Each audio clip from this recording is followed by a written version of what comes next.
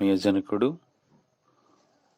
Bible machine వ్యవస్థాపకులు ముంగుమూరి దేవదేశయ్య గారు ప్రసంగించిన మోషే ఉపవాసాలలోని 12వ దినము నాకు ఏర్పాటు చేయబడిన ఆయన ప్రసంగం ఐగుప్తులో దైవ ప్రణాళిక ఏర్పాటు. మొదటిగా నిర్గమాకాండము 9వ అధ్యాయము 1 నుండి 7 వరకు, అనగా 1 నుంచి 35 వచనాల వరకు.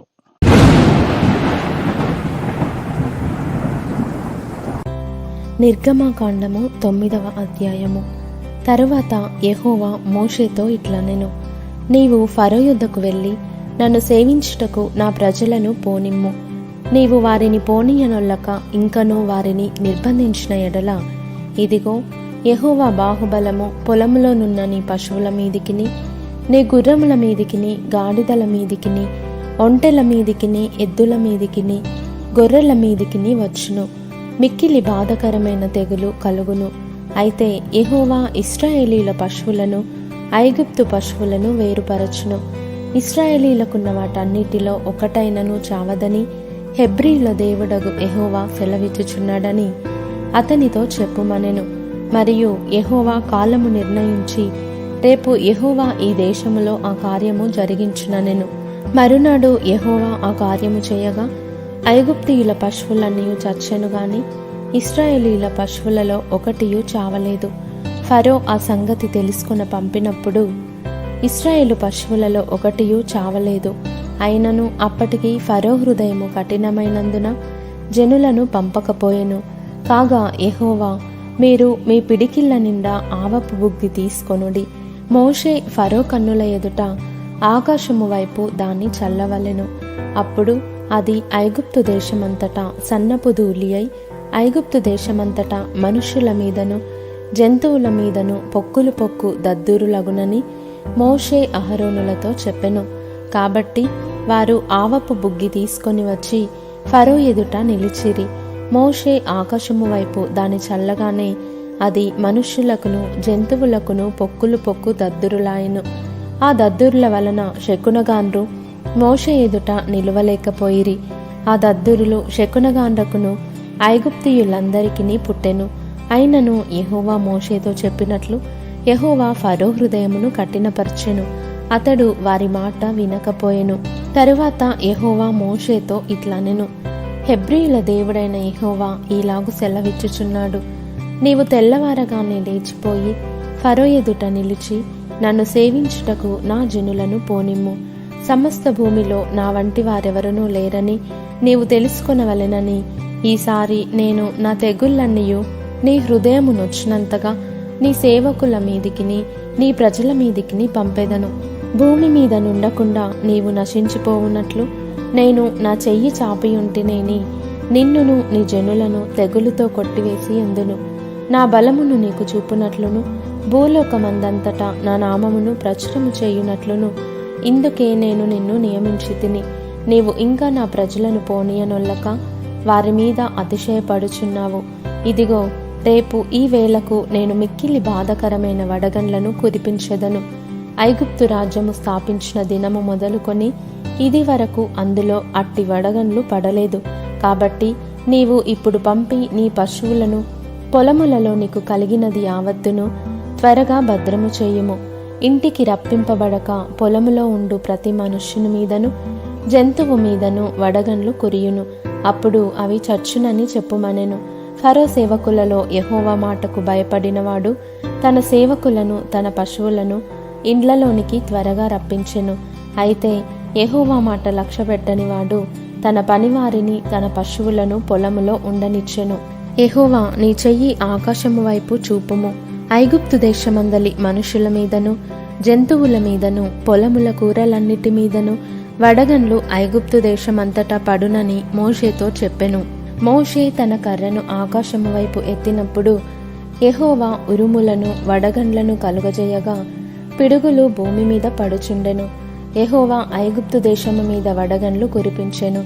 అలాగూ వడగండ్లును వడగండ్లతో కలిసిన పిడుగులును బహుబలమైన వాయెను.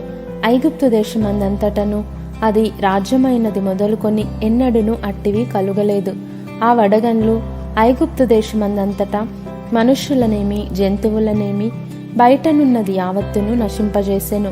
వడగండ్లు పొలములోని ప్రతి కూరను చెడగొట్టెను, పొలములోని ప్రతి చెట్టును విరుగగొట్టెను. అయితే ఇశ్రాయేలీలున్న గోషెను దేశంలో మాత్రము వడగండ్లు పడలేదు. ఇది చూడగా ఫరో మోషే అహరోనులను పిలువనంపి, నేను ఈసారి పాపము చేసి ఉన్నాను. యెహోవా న్యాయవంతుడు, నేనును నా జనులును దుర్మార్గులము. ఇంత మట్టుకు చాలును. ఇకను బ్రహ్మాండమైన ఉరుములు వడగండ్లు రాకుండునట్లు యెహోవాను వేడుకొనుడి. మిమ్మును పోనిచ్చెదను, మిమ్మును ఇకను నిలుపనని వారితో చెప్పగా, మోషే అతని చూచి, నేను ఈ పట్టణము నుండి బయలు వెళ్ళగానే నా చేతులు యెహోవా వైపు ఎత్తెదను. ఈ ఉరుములు మానును, ఈ వడగండ్లను ఇక మీదట పడవు. అందువలన భూమి యెహోవాదని నీకు తెలియబడును. అయినను నీవును నీ సేవకులును ఇకను దేవుడైన యెహోవాకు భయపడరని నాకు తెలిసి ఉన్నదనెను. అప్పుడు జనుప చెట్లు పువ్వులు పూసెను. యవల చేలు వెన్నులు వేసినవి గనుక జనుప యవల చేలును చెడగొట్టబడెను గాని గోధుమలు మిరప మొలకలు ఎదగనందున అవి చెడగొట్టబడలేదు. మోషే ఫరోను విడిచి ఆ పట్టణము నుండి బయలువెళ్ళి యెహోవా వైపు తన చేతులు ఎత్తినప్పుడు ఆ ఇరుములను వడగండ్లును నిలిచిపోయెను. వర్షము భూమి మీద కురియుట మానెను. అయితే ఫరో వర్షమును వడగండ్లును ఉరుములను నిలిచిపోవుట చూచి అతడును అతని సేవకులును ఇంకా పాపము చేయుచు తమ హృదయములను కఠినపరుచుకొనిరి. యెహోవా మోషే ద్వారా పలికినట్లు ఫరో హృదయము కఠినమాయెను. అతడు ఇశ్రాయేలీయులను పోనీయకపోయెను.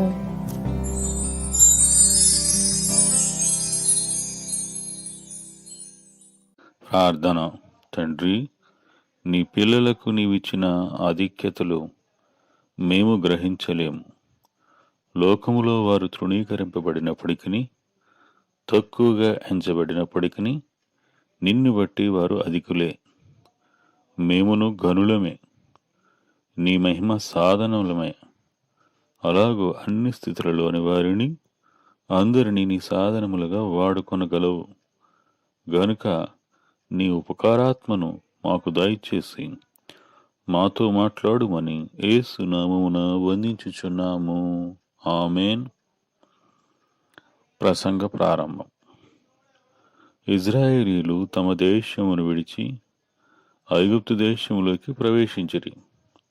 అలాగు ప్రవేశించిన ఇజ్రాయేలీలను ఐగుప్తులైన వారు హెబ్రీయులని పిలిచిటివారు. వారు ఏ మాట అన్నారో ఇప్పుడు దేవుడును ఇజ్రాయేలీలైన వారిని అదే మాట అనుచున్నారు. ఐగుప్తు దేశము గొప్ప దేశము. వారు ధనవంతులు, విద్యావంతులు, నాగరికత కలిగినవారు. అందువల్ల వారు తమను గూర్చి హెచ్చుగా ఆలోచించుడివారు, ఇతరులను తృణీకరించుడివారు. అలాగే ఇజ్రాయేలీలను కూడా తృణీకరించిరి. గాని ఇజ్రాయేలీలు దేవుని వలన ఏర్పాటు చేయబడిన జనాంగమని వారు గ్రహించలేదు, గుర్తింపలేదు.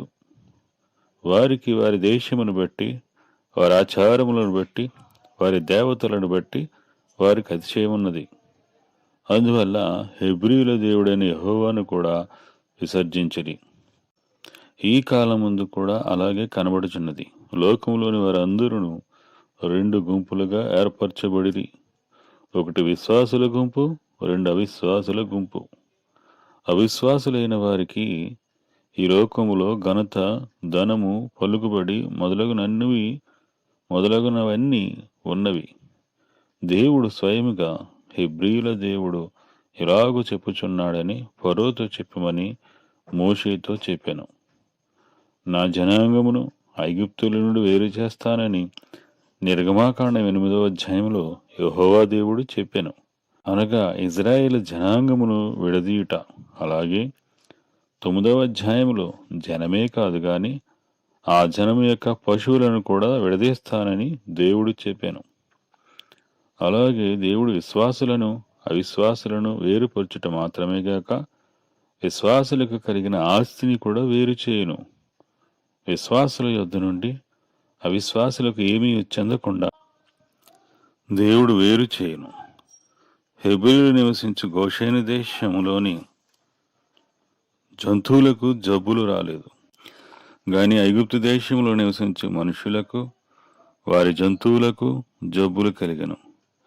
హెబ్రీయులకు జబ్బులు లేకపోవుట వారి దేవుని కృప.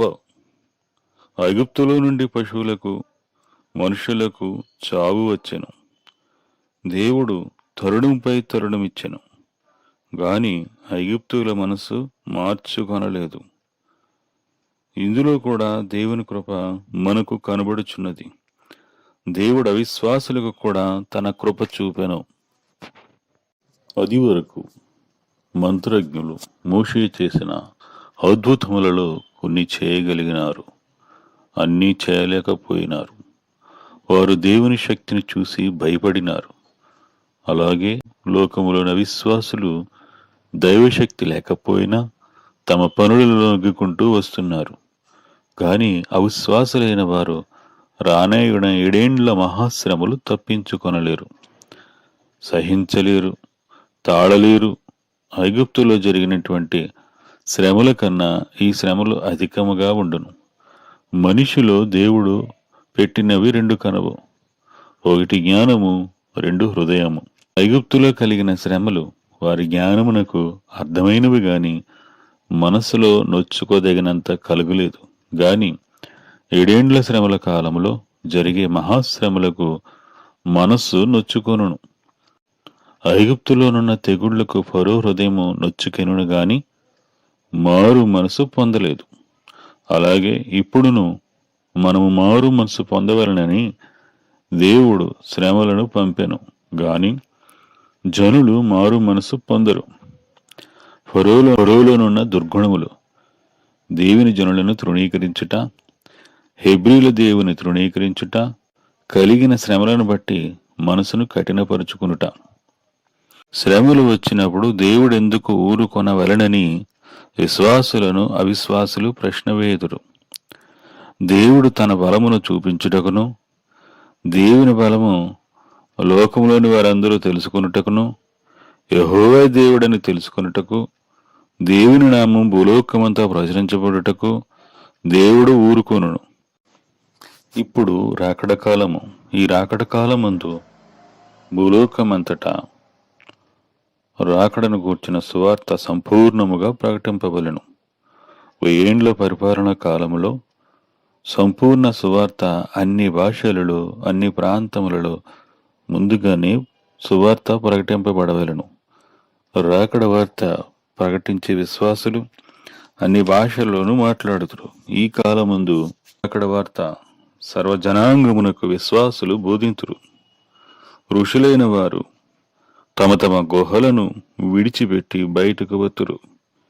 ఇది బైబిలులో లేదు గాని సంఘ చరిత్రను బట్టి మనము తెలుసుకొనగలుగుచున్నాము.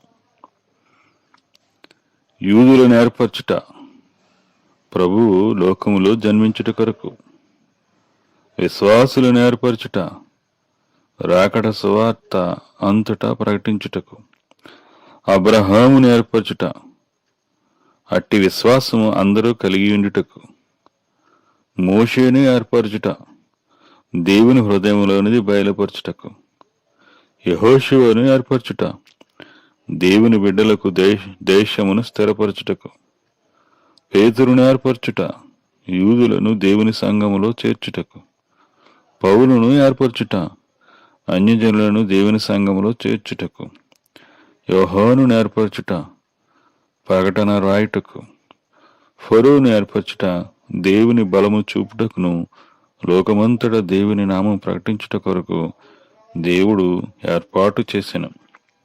ఇట్టి రీతిగా పైన పేర్కొన్న వారిని ఏర్పాటు చేశారని మన ఆత్మీయ జనకులు గ్రహించి ధ్యానించి చెప్పి ఉన్నారు. దేవుడు చివరి వరకు ఊరుకొనడు, గాని కొంతకాలం మట్టుకే ఊరుకొనును. నిర్గమాకాండము 9వ అధ్యాయంలో ఐగుప్తులైన వారు దేవుని అద్భుతములను చూచి భయపడిరి. అలాగే ఇప్పుడును అన్యులు దేవునికి భయపడుచున్నారు. కొందరు రాకడకు సిద్ధపడుచున్నారు. గనుక ఆయన మనలను ఏ పని కొరకు సిద్ధపరిచెనో పని మనము చేయవలను. రాకడకు సిద్ధపడుచు ఇతరులను సిద్ధపరిచే పని మనందరి ముందు ఉన్నది గనుక ఆ పనియే ఆయన మనందరి కొరకు సిద్ధపరిచినదై ఉన్నది. ఇట్టి ప్రసంగం విన్న ప్రియ ధ్యానపరులందరికీ మరణాతులు తెలియజేస్తూ చివరగా అయ్యగారిచ్చిన దీవెన ఆ పనిని అందుకుని ఆయనను ఆయన రాకడను ఈ లోకమునకు కనపర్చు చూచునులుగా నీటి దిన ధ్యానమును బట్టి పరిశుద్ధాత్ముడు మిమ్మల్ని సిద్ధపరచునుగాక. ఆమేన్. అందరికీ మరణాత.